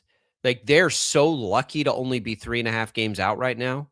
Right. And the other side of this is to say, forget everything else that's happened. Yeah. Right. Just forget all of it. You start from 0 today, and you're 3.5 games back. Okay. That's not that big a deal. Right. Everybody be like, all right, that's fine. There's still, 130 games to play this year. Okay. Yeah. No piece of cake. 130 games to make up 3.5 games. And so that's where you take the optimistic side if you're a Royals fan. If you're trying to, like, when you think about it in the bigger terms of, they're only 3.5 games back. If you let me start that over. If you think of it as they're only 3.5 games back, they got a great chance to do this thing. And they do. But when you think about it as they were 6 games under 500 in April. And if we look at the history of where teams need to be to make the playoffs, that means they got to win a ton of games down the stretch to make the playoffs. The problem is, and that's probably the more correct way to look at it, because you have to just go back and think about, okay, there's more than just the Royals at play here. Somebody's going to finish with a bunch of wins. Like, the chances that you could play as poorly as they have and still only be 3.5 games under 500 are almost a 0. If they did this exact same thing in May, let's say they end April, Paul, 3.5 games under 500. If they play the exact same level of baseball in May, they're going to be a whole lot more than 3.5 games out of first place in the division. They're going to be more than 7 games out of first place in the division. That's exactly right. No, somebody's going to win a bunch of games, right? Somebody in the division is going to get hot and take off of this thing. So because these teams, Cleveland, Detroit, Kansas City are all talented rosters. Somebody's going to go win the games. Optimistic take, why not the Royals? And look, I'm good with that. I'm an optimist, especially when it comes to baseball. But the realistic take is now they have to go be so much better than what they were to get where they ultimately need to be. Can they do that? Good signs from the offense, not just in a series against the Angels, but in 2 back-to-back series, they scored a ton of runs. They've got to get their starting pitching settled back in a little bit, because if that, you combine those 2 things, it'll cover up the deficiencies that I don't think they can make up for right now in the bullpen. They should have been able to hit better. They should be able to get more starting pitching than they have probably over the last week. Those 2 things I think they're talented enough to do. You look at the bullpen, Paul, I'm not going to sit here and say, well, they should be a lot better in the back end of the bullpen, because I don't think that's true. I'm fine with Ursig. I'm fine with Daniel Lynch. And that ends there. Everybody else is just like, okay, like it's going to be a little dicey. What does that mean? It means have more than a 1-run lead after the 7th inning if you can, because hold on to your butts when the bullpen has to get in there. Right. Boy, how would you like to be on Sports Talk Radio in Los Angeles, and your team happens to be the Angels, and you're sitting there, well, after that 3 games series in Kansas City, look at what we've done. I mean, we went from a team that was almost 500, and now we're 5 games back. There's nobody great in the American League except right doesn't now seem to be. maybe the Yankees. Well, the Yankees and even look that, great. they're okay, but they're not. They're 8 games over 500 with all right. Okay. It's the 2nd or 3rd best run differential in all of baseball. All right. They're really good right now. Okay, that doesn't affect the Royals in any way. Whatever the Yankees do, who cares, right? Unless they're playing them, because if the Yankees win that division, the Royals aren't competing with them for a wild card anyway, so who cares?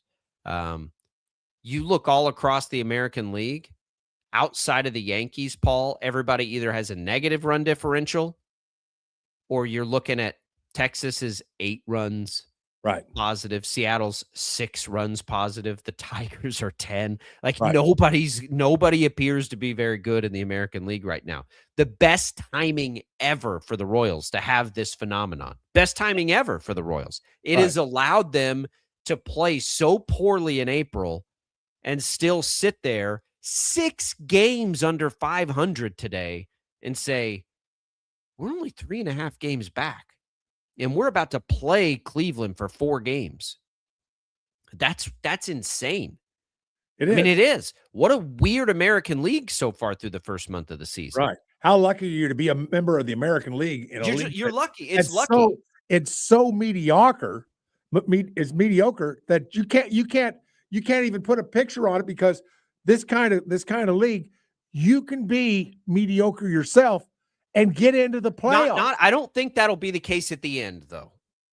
Well, I don't think mediocrity is going to carry through 162. No, it won't. There's going to be 3 or 4 teams that are spread out across the whole thing that's going to end up, I agree, finding their feet and getting it done. Now, can the Royals be one of those teams? I think that they can. That's a good question. That is the question. But again, as much as I do, and I think most Royals fans would tell you, right? I mean, I think Royals fans are trying to be realistic with this and say, God, the chances are so unlikely after that kind of start. Well, I see that. But would also say this is a really talented roster, though. That's right. So, like, you got 2 competing things. Like, you haven't seen them play well enough for long enough, but at the same time, like, you're 3.5 games back. Okay, this team's good enough to make up a 3.5 game deficit. They only have 5 months to do it. They just got to play better consistently, and we'll see. They get the day off today. Kind of wish they didn't have one. It's one of those where you're like, man, boy, I wish they didn't have the day off. They just scored, 7-8 runs a game for a week. Don't take the day off now, but they got to get out west and play. The A's and the Mariners, both 500-ish teams sitting there.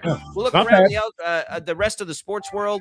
Maybe Paul has NBA playoff thoughts. I was distracted by baseball in the draft. We'll come back and talk about it and others next.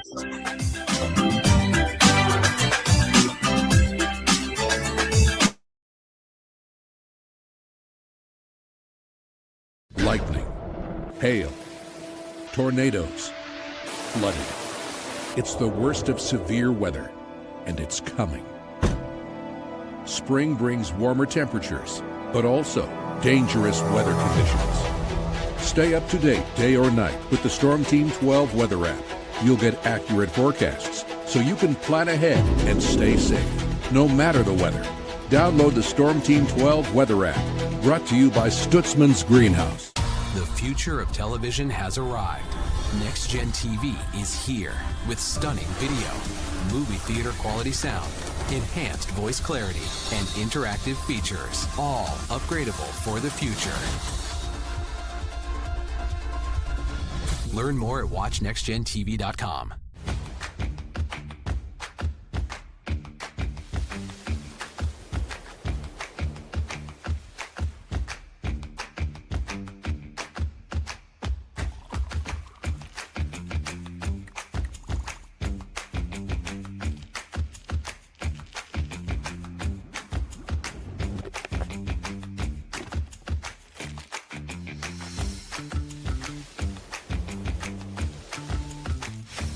Canvas of our imagination. They tell a story. Clouds affect the events of your day. Sometimes they growl, sometimes they inspire, but they're always the messengers of nature's mood written in the sky. Storm Team 12 understands the language of clouds. We're dedicated to decoding their message so you know what to expect. Behind every cloud, there is a story waiting to be told. Trust Ross Jansen and Storm Team 12, alerting you first to the impact on your life. We are following a breaking update. Every day, all day, stream the stories that have you talking near and far. Whoever is behind the wheel of this bus is not stopping. From hundreds of local reporters and meteorologists spanning the country. Chaos here this morning at the UW campus. Search LNL for the all-new Local News Live streaming app.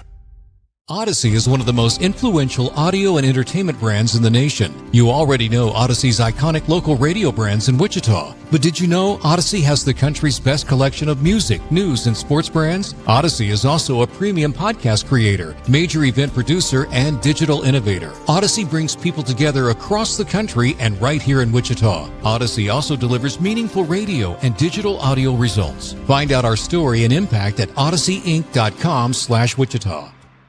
Make yourself known now. 831001 in traffic pursuit. Oh my God, here. Investigate TV Plus begins with real people. We investigate stories that impact you. And inspire change every day. Something is broken. Real problems Why are they hiding it? and real solutions. My daughter was dying in front of me. What was your reaction when he said that? Investigate TV Plus, weekdays at 3:30 p.m. on KWCH. Sometimes people tell us, I don't get it, it's just tea. But let me tell you, we are so much more than just tea. With 20 plus flavors of sweet and unsweet iced tea, the possibilities are endless. Come on in and try them all for free to find your favorite or get us on the go for your busy lifestyle. And don't miss happy hour every day. So the next time someone tells you it's just tea, tell them to come by and find out why we say, drink tea, be happy. Jim Rome here, lighting up your afternoons on The Jim Rome Show. Catch me starting at 2 on Wichita's #1 sports radio, Kansas Fan Headquarters, 97.5 and 1240 KFH.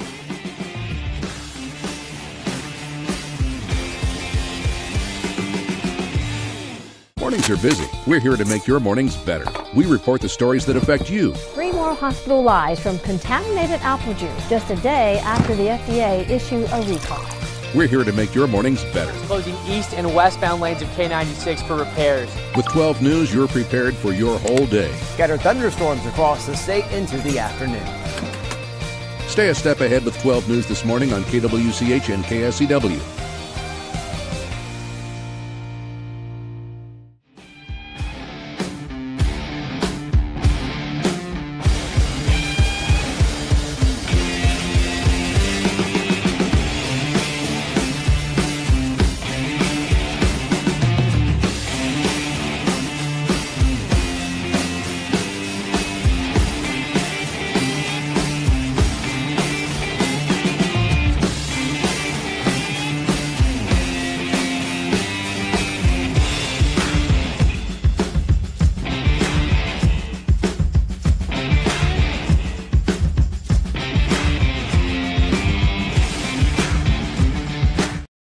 Sports Daily is on KFH.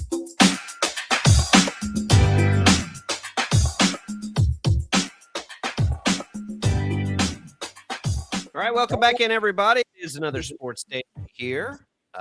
Jake Ballbrock, Paul Savage in for TJ. Glad to have Paul in this week. Talking a lot of NFL draft, talking Kansas City Royals here. We are happy to have you with us. If you're on your way to work and you got to hop out, want to keep listening to Sports Daily, even after you park the car with the Odyssey app and Odyssey.com, you can. Just download the app, visit Odyssey.com, search for KFH. You can listen to the show. You can leave us voice messages while you're listening to the show. Anytime you are listening to the show, those go in. Max can play those out. Paul, anything else tickling your fancy here on the sports weekend? NBA playoffs at all? Yeah, I just a little bit. Not lock in yet. I'm sorry. I know I said I'd try. Well, just can't do it. Watching the draft, watching as much baseball as I can. Just can't do it yet. Well, NBA basketball playoffs is when it's serious. I mean, I know. I get it. It's not I don't apologize for the lack of attention I pay to the NBA anymore in the regular season. College basketball takes all the attention away. Well, I thought I might do it this round. I think it'll be next round. I think once now we're clear the draft, we come in and once you tell me I'm going to see San Antonio and Oklahoma City in a series, you got me at that point. It's still a little ways away, but I know. But with that being said, you tell me you give me San Antonio, Denver in a series, like I'm in for that. Well, if Denver gets there, Minnesota's going to beat them. But isn't Anthony Edwards hurt? Like what in the world's going on there? Well, there's so many things going on that by the way, I'm not going to defend the NBA where there's accusations that all the time that the NBA, I mean, they don't even try. Most of the time it's they're not even trying during the regular season, and then all of a sudden you get into the playoffs, things get serious. There's efforts every time the ball goes up or down the court. There is effort, but it's the playoffs, and that's why I really enjoy the playoffs. Now, for me, the San Antonio Spurs have kind of been the spur of this. Why am I watching? Why am I paying attention? I'm finding the Spurs and Wemby. Victor, help me out. Victor Wembanyama. And that's the one thing that I find fascinating. I've watched this kid mature. I have watched him literally grow up as he from the first year he was in, and I'm finding that fascinating. Obviously, the Thunder and the Suns, not much of a bracket. Thunder up 3-0, but there's some games that I'm finding fascinating. There's some series I'm finding fascinating. One of those, believe it or not, I never in my life dreamed I would say I'm following the Los Angeles Lakers. LeBron and that crew, I'm following that series. And with the Lakers up 3-1 over the Rockets, who would have ever dreamt? Now, let's be fair, and I'm going to point out that the first couple of games, Durant did not play for the Rockets, and that's a different team without Durant. But the Lakers are also without Lukic and without Doncic and Reeves. Yeah, Reeves. That's it. Doncic and Reeves. That's who it is. So that's a different basketball team as well.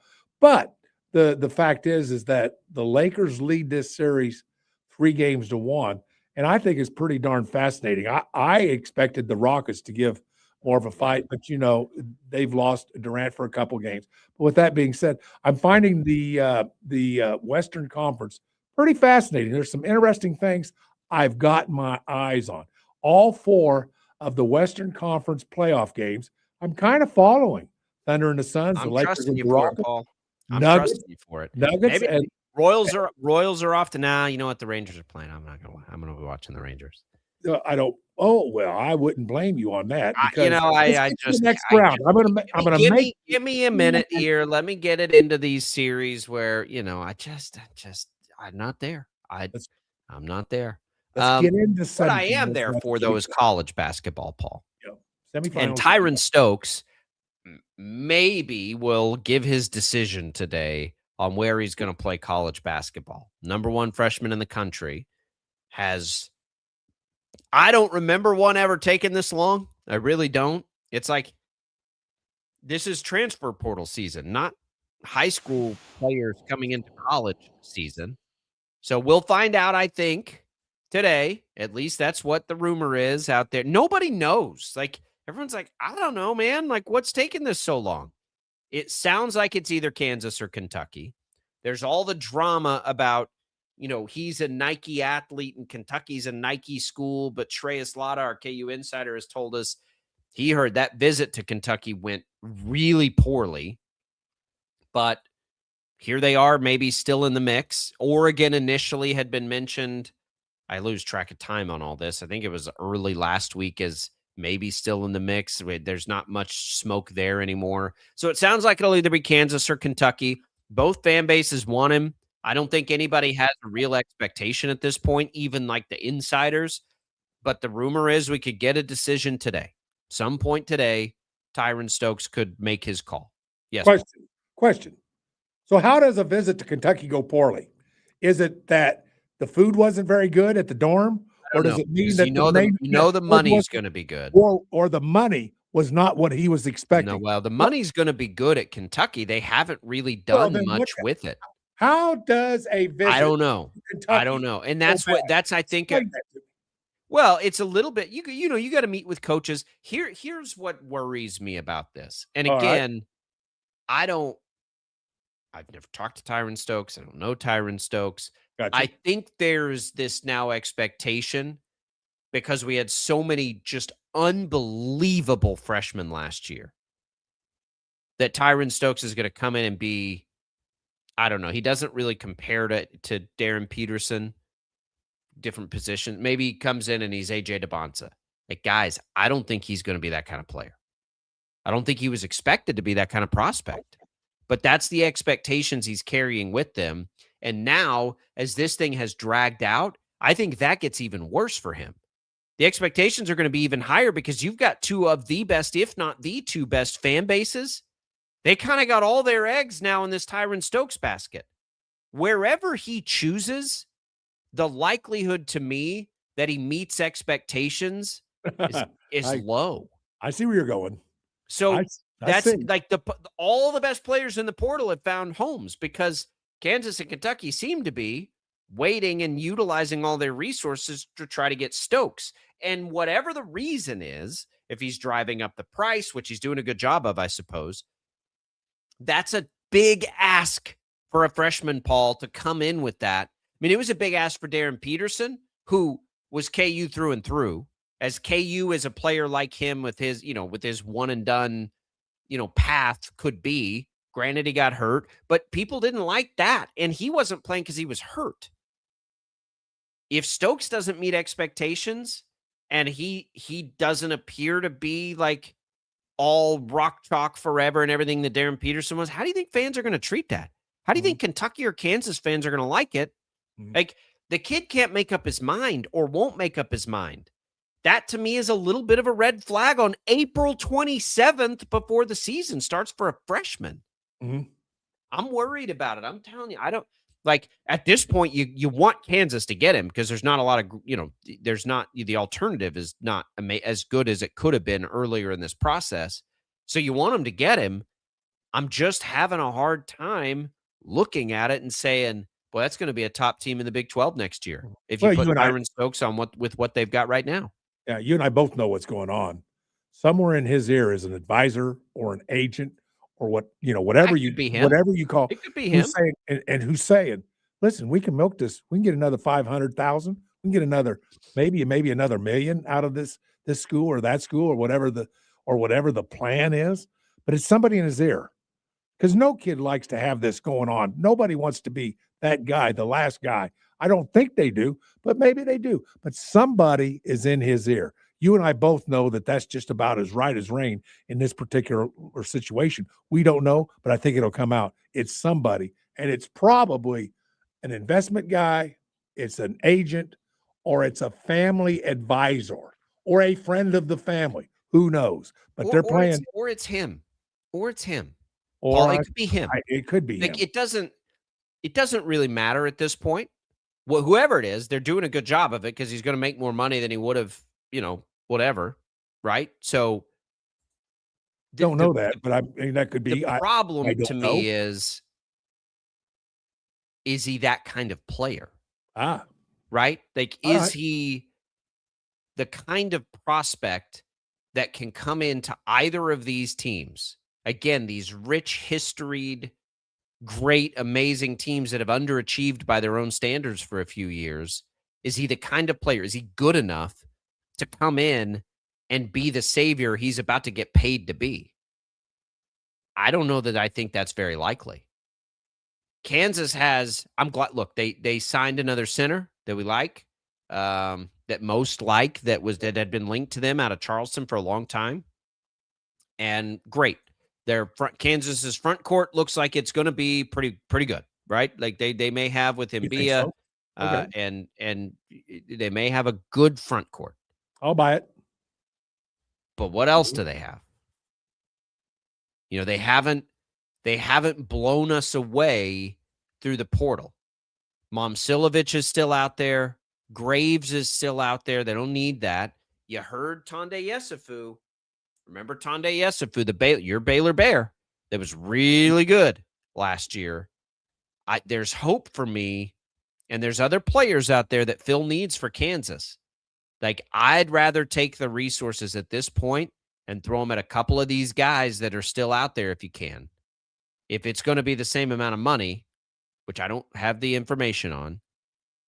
But for instance, if you can give me a combination of any of those guys I mentioned or Stokes at this point, I'm going to take those two guys because I don't know if Kansas has enough otherwise to just plop this freshman in there and be good enough to do very much.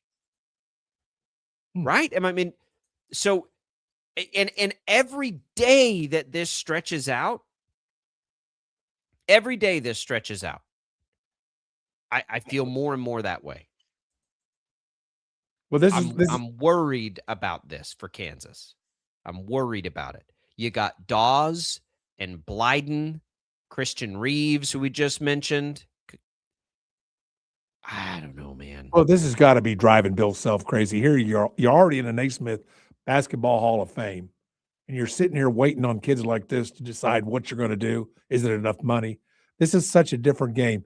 It blows my mind that a guy like Bill Self sits there and takes it. You think Bill Self probably has enough money at this point that he has to worry about? Look, I think this is, again, it's not a knock on Stokes. I think when this process all started, Stokes appeared to be coming to Kansas and everybody really liked the player and this all would have been fine. It's the fact that this keeps dragging out where I'm like, is this worth all this trouble? I'm wondering. 5, 6, 7 months ago, everyone thought Stokes was going to be a Jayhawk.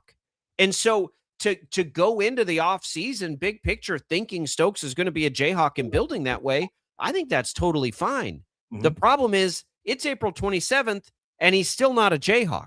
Mm-hmm. I'm with you. That's the problem now. You haven't had time to come up with any sort of backup plan. Now, maybe they have one. Maybe they're talking to these players and they are treating this truly in a business sense. And they're talking to 3 or 4 of them. They're saying, here's the deal. I'm going to be real honest with you. Uh-huh. Well, I might know very soon you'll have the opportunity to play at Kansas and make more money than anywhere else, but we're still waiting on something. Can you wait? I might as well ask one of those players. Maybe you can wait. All right, I'm going to ask the question. Does he become a Jayhawk? Jacob Albrock. Does he become Stokes? Does he become a Jayhawk? Yes. So we could get this decision today. Here's prediction time. And again, I don't this is all grain of salt stuff. I think if he was going to be a Jayhawk, he'd already be a Jayhawk. Wow. I think he's going to surprise the world and sign with Kentucky. There you go. Because the bag is going to be so big through Nike to do it. I think the big shock today is he's Kentucky. We'll see. Again, that's based on nothing other than trying to read between the lines. I haven't talked to anybody about this other than Trias when he comes in, and he told us that visit to Kentucky went terrible is what he's heard. So we'll see. We'll find out today. That's the big news. If it happens today, like it is reported to, we'll have plenty to talk about with it tomorrow. That's for sure. All right, we're coming back. Don't go away.